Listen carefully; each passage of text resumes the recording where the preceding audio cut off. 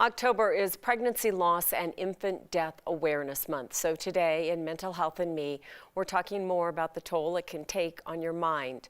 Dr. Kathleen Kennedy joins us now. She's a psychologist and member of the board for Denver Share, a local nonprofit that supports bereaved parents.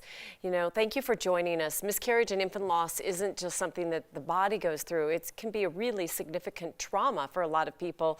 And how do you kind of unpack that, the mental health impact?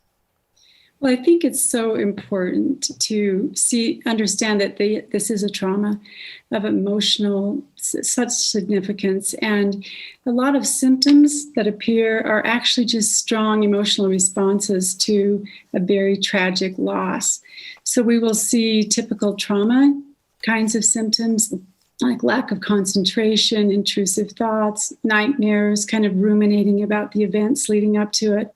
We also see regular things that you see with traumatic grief, which is sadness and anxiety, sometimes more substance abuse, and even sometimes suicidal thoughts and feelings.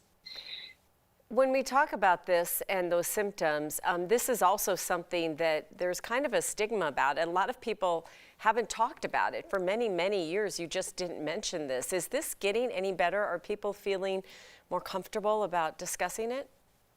Yes, I do think it's getting better. It started in the late 70s with the National Share organization.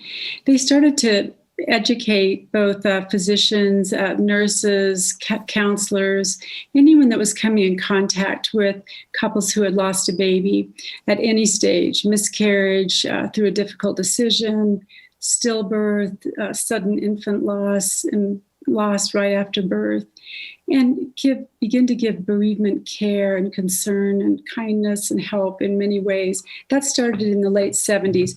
We are not there. We have a long ways to go, but it's better.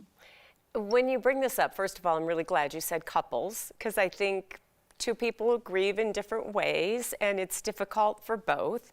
But also, there's a lot of well-meaning people that sometimes say things that, whoa, should not be said. Oh my gosh. What is a good thing that anyone can do when someone is grieving at this point? The most important thing to remember, if you take nothing else away from this, is that treating a baby loss the same way you would treat the loss of a beloved family member. It's just one that you haven't gotten to know yet. So anything that you would normally do for a family member or friend who's struggling with a death or a loss, whether that's meals or a card or a phone call or a text or a gift, treat it exactly the same way, validate it. Part of the problem is that this has not been a validated loss. And so couples are left kind of bereft and on their own. And when they're not seen and feel invisible, that's when the heartache begins. So the main thing is to avoid cliches, like everything happens for a reason. Mm-hmm.